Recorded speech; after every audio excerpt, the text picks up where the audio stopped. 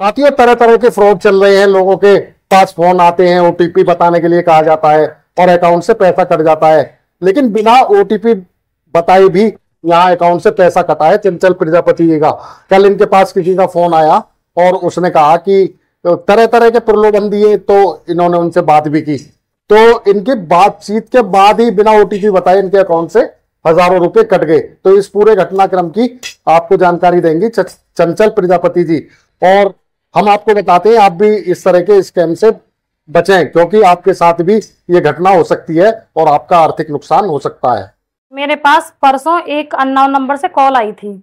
उसने मुझे बोला कि मैं एसबीआई क्रेडिट कार्ड से बोल रहा हूँ। तो मैंने कहा हाँ बोलो। तब मैं थोड़ी बिजी थी काम में। तो उसने मुझे बोला कि तुम इंडिया में रहती हो बाहर? तो मैंने बोला मैं इंडिया में ही रहती हूँ। उसने मुझे बोला कि इंडिया में अगर आप रहती हैं, अगर आप बाहर का तुम्हारा चार्ज लग रहा है 3,000 रुपए का। मैंने कहा मैं तो इंडिया में ही रहती हूँ, अगर जो भी एक्स्ट्रा चार्जेस हैं वो आप उसको हटा दो।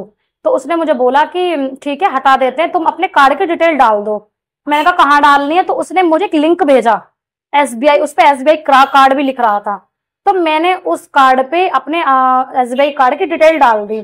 तो जैसे मैंने डिटेल डाली तो उस पे सर्कल घूमने लगा। तो मैंने कहा भैया ये तो आगे ही नहीं बढ़ रहा।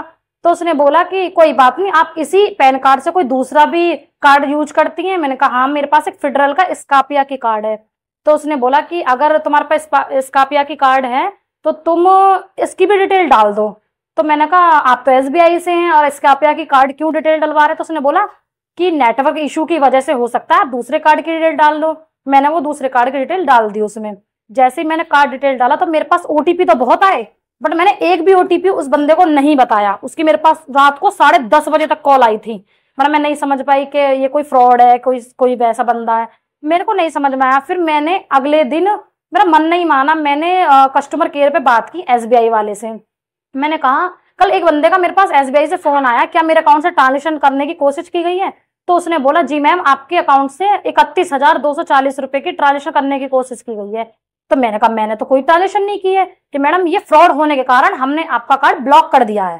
तो मैं वहां से संतुष्ट थी क्योंकि मेरे कार्ड ब्लॉक हो गए, पेमेंट मेरी सेफ है एसबीआई की। फिर मैंने कहा स्कापिया वाले कार्ड से और एक बार बात कर लेती हूँ कस्टमर केयर से। तो जैसे ही मैंने कस्टमर केयर पे फोन किया तो मैंने बोला मैं ऐसे से वो बात कर रही हूँ, कल मेरे पास एक बंदे का फोन आया, क्या मेरा कार्ड सेफ है?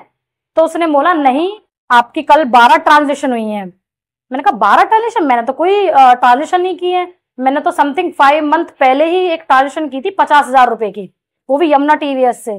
तो मैंने तो कोई ट्रांजेक्शन नहीं की। उसने कहा नहीं मैम आपकी 12 ट्रांजेक्शन हो रखी हैं और मेरे को जो ना फोन आ रहा है वो इस नंबर से फोन है।